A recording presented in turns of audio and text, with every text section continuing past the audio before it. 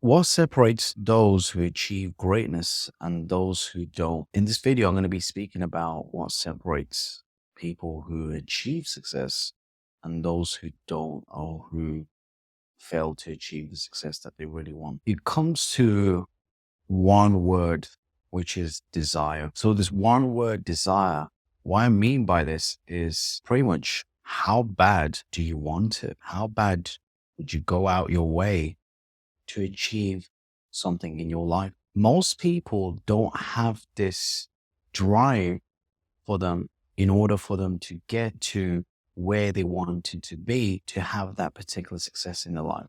For example, think about people who are athletes. They have this burning desire, this drive that drives them all the way to get to where they want to be. The motivation that comes within, an internal motivation, gets them to another level or higher levels than other athlete in that group. So in thinking about that, the great book by Napoleon Hill, which I recommend you guys, Think and Grow Rich. Napoleon Hill has interviewed 400 of the most wealthiest entrepreneurs. And in his second chapter of that book, he talks about this particular subject that I'm talking about to you guys today, which is desire. My question to you guys is, how bad do you want it? If you don't want it bad enough, you're not going to achieve the certain elements that people consider successful, whenever that be the wealth that they want, whenever it be the desired relationships or friendships, family, even a peace of mind. They wanted it bad enough, so they went out and achieved it in that term. If you truly want something that really is considered successful in what we do, or how people perceive this, you have to create that desire within. It has to come from internally. There's two types of motivations that actually drive us in order to achieve something. There's the external and then there's the internal. External, for example, is your boss shouting at you to do the work, or your parents or someone else. Something external is motivating you like a person. And then we have the internal motivation, where we want it because it's a part of who we are. The best motivation that you really want to utilize, or you want to try to go ahead with, is what comes within the internal motivation, because that exists a longer period of time and that sustains us for a longer period of time. So my question to you is, how bad do you want it? Do you want it enough where how your oxygen needs lungs to breathe? If you want it as that bad, I can be assured that you will be successful in that kind of endeavor of what you want, if you want it as that much. Most people, they fail once, twice, they give up. But what you need to do and realize is, once you fail once or twice, you don't give up, you keep going. Think about artists, musicians, guys who do movies or play certain instruments. Before they became world famous, they kept on going. Same with writers. If you studied some of the best writers out there, like J.K. Rowling, publishers rejected her numerous amount of times before one of them accepted her, and she became a billionaire literally almost overnight. But it took her that motivation, that internal drive, for her to keep going, and she got to where she needs to be. So when I'm working with some of you guys, for example, when you've gone through the business plan with me and you're in that funding phase, where you're working with maybe a funding coach or someone who's working with you, or you're working on yourself to get the funding, some of you just give up. And the thing is that you're not going to achieve that success if you just give up. You have to keep going. If you want to be a world-class writer, world-class musician, even a world-class affiliate marketer or online digital business entrepreneur, you're going to go through a few things, stumbling blocks that you need to go through in order for you to get to where you really want to be. You have to know yourself, know thyself.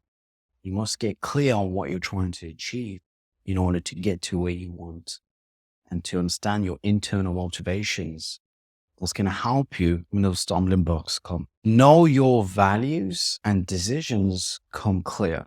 So the more you're clear on your values in life, what you really want in your life, the things, the happiness, wherever it may be, your decisions will become instantly clear on what you need to do and how you need to keep going. If your values are not clear, your decisions are not clear, you do not have the motivation in order for you to succeed. There's another thing that I have not spoken about, but I'm going to speak to you here on this video, is about perfectionist thinking. Perfectionist thinking destroys all your ability and success in order for you to achieve success.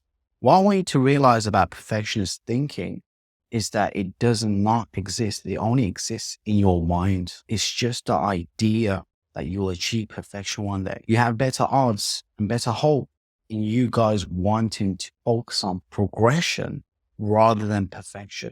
Focus on the progress that you're making, not the end goal. Keep focusing on the progress and you get to where you want to be.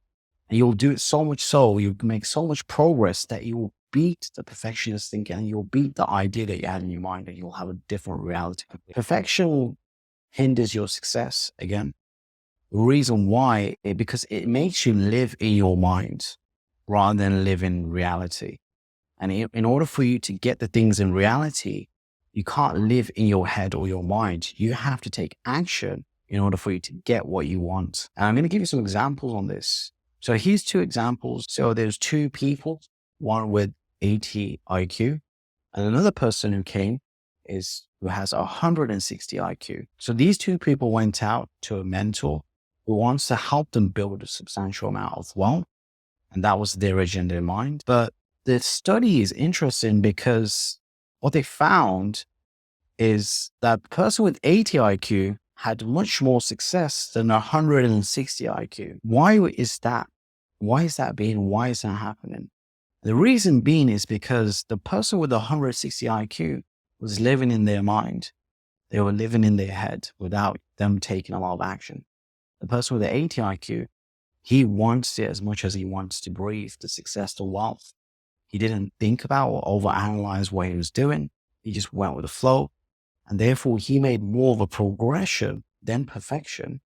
And he had more success in him creating his wealth for himself and his family. So those two examples, I want you to really learn and really grasp that concept. There's another thing that people also miss is that they try to hold on to control.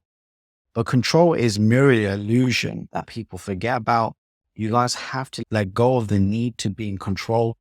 Otherwise, you won't go as far as where you want to be. Learn how to surf the wave, not try to manipulate or ride it. I hope this has been a good video for you guys. Be sure if you haven't already subscribed, I'll be putting more out here and give you a thumbs up. I'll see you on the next one.